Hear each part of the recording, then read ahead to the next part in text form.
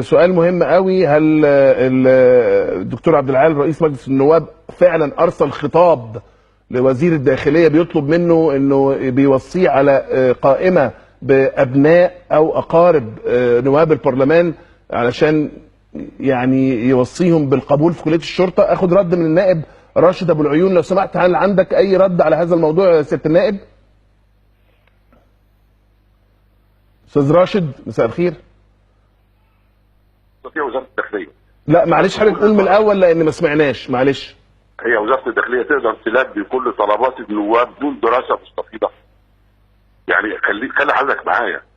طلبات النواب هل وزاره الداخليه او اي وزاره او اي هيئه تقدر تلبي كل الطلبات دون دراسه؟ اعتقد يعني انا معاك يا استاذ راشد. بتقول ان وزاره الداخليه ما عندهاش يعني الصلاحيه انها تقبل ناس غير مؤهلين. طلبات النواب دي تدرس ومن يستحق منها بيتاخد للقياس عليه فيما بعد. تمام. يعني دي ما هياش بتتقبل اوتوماتيك، عايز تقول ده كل حاله بتدرس على حده. طب خليك معايا يا استاذ راشد بعد اذنك. خليك معايا هدخلك بس وجهه نظر. بص يا باشا، بص يا معتز بيه، حضرتك من اسره اعلاميه محترمه ويعني اعتقد برضه يعني مستوعب نظام. هي وزاره الداخليه كل طلبات النواب مجابه ولا في ما يرفض وفي ما يتم تزكيته؟ طيب معايا الصحفي محسن بدر من اسيوط بعد اذنك. محسن طلبت المداخله ليه؟ اتفضل. والله انا طلبت المداخله عشان انا متابع سيادتك ومتابع البرنامج كويس، بس اللي بيكلمك مش النائب راشد ابو العيون، ده اخوه الاستاذ ابراهيم ابو العيون. ده اخوه؟ هو موظف في شركه اسيوط لتكرير البترول. فعلا. يعني ايه يا جماعه؟ صوته انا يا جماعه ده مش صوت الاستاذ راشد ده يعني. ده الاستاذ راشد ولا الاستاذ ابراهيم؟ ايه ده؟ لا اللي بيكلم سيادتك الاستاذ ابراهيم ابو العيون، مش راشد. اخوه ده اخوه راشد عضو مجلس الشعب. يعني ازاي يا محسن بتقول الكلام ده؟ انا بكلم سيادتك والناس كلها عارفه الصوت. حضرتك انت تعرفهم؟ انا عارف صوت طبعا اعرفهم الاثنين وعلى معرفه شخصيه بيهم، وعلى فكره هم محترمين جدا، بس انا مش عارف هم عملوا ليه الموضوع ده. ده خليه الاستاذ ابراهيم بيعلق مع سيادتك. انا معايا الاستاذ ابراهيم ولا الاستاذ راشد؟ لا معاك الاستاذ ابراهيم. ايوه يا استاذ محسن بدر ابو حميد. ايوه ده الاستاذ راشد ابو العيون ده. الاستاذ راشد دلوقتي الصوت. طب انتوا طب احنا مقدمينك على انك انت النائب راشد ابو العيون، ليه ابراهيم هو اللي بيكلمني؟ مين اللي قال الكلام ده؟ شاف الفرق؟ ما صوتين مختلفين اهو يا سياده النائب. ما خليت اخوك يكلمنا ليه؟ ما تكلمنا انت من الاول. مين يا فندم اللي قال لك الكلام ده؟ اولا انا في المستشفى حاليا، في مستشفى السلام في المعادي مع اخويا وبكلمك من داخل المستشفى. بس الصوت مختلف خالص يا سياده النائب. ده صوت واحد. انا راجل بشتغل في الاعلام وعارف الاصوات، ده صوت مختلف. انت ما كلمتنيش من اول المكالمه. نعم يا فندم. ده واحد تاني غيرك.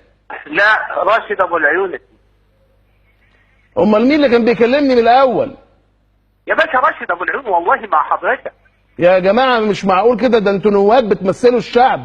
ازاي تعملوا الحاجات دي؟ ازاي تخلي اخوك يكلمني؟ يعني ده انتحال صفه. لا بالعكس. مين اللي جاي؟ بالعكس ازاي؟ انا ودني هي اللي بتقول لي مش حد تاني. والله راشد ابو العيون اللي معاك من البدايه. بتحلف بتقسم بالله؟ لا بقول لك والله راشد ابو العيون اللي معاك من البدايه. يعني اكذب ودني؟ يا باشا انا بكلم حضرتك بكل ثقه. انا طلعت من البوفيه من جوه في مستشفى السلام ودلوقتي في السرجه. طب ممكن اكلم ابراهيم اخو حضرتك؟ نعم. ممكن اكلم الاستاذ ابراهيم اخو حضرتك؟ ابراهيم يا باشا، وانا اجيب ابراهيم منين؟ انا بقول لحضرتك في مستشفى. ما كان جنبك من شويه يا سياده النائب. لا ما حصلش يا معالي الباشا. يا جماعه مش معقول كده يا جماعه، ده احنا منظرنا كده وحش قوي قدام الناس. يا معقوله حد يدخل اخوه على يقول له رد؟ انت بتستهين بالاعلام يا سياده النائب. يا معالي الباشا، يا معالي الباشا، بتستهين بالراي العام، بتستهين بالشعب المصري. خلصت كل اللي عندك يا باشا؟ مش لسه قايل لي ابراهيم قاعد جنبي؟ يا معالي الباشا ما حصلش. انا ذكرت معاه في ابراهيم من الكتاب. لو سمحت تديني ابراهيم اكلمه عشان اشوف الصوت من فضلك. يا فندم بقول لحضرتك راشد ابو العيون معاك، نائب اسيوط، نائب القصيه اسيوط. بص احنا مش هنوصل لنتيجه. انا بشكرك خلاص. انا مش يا محسن ايوه يا استاذ معتز. انت اكتشفت الموضوع ده ازاي؟ بالصوت طبعا، لان انا على معرفه بالاستاذ ابراهيم ومعرفه بالاستاذ راشد طبعا. طب هم بيعملوا كده ليه؟ والله هو الاستاذ راشد يعني عضو مجلس الشعب من الناس المحترمه، بس مش متحدث شويه زي الاستاذ ابراهيم، بس هو متهيألي كده يعني. فقال له ادخل قول لك كلمتين لان انا مش هعرف اتكلم مع معتز، صح؟ ده يعلم ربنا، ممكن.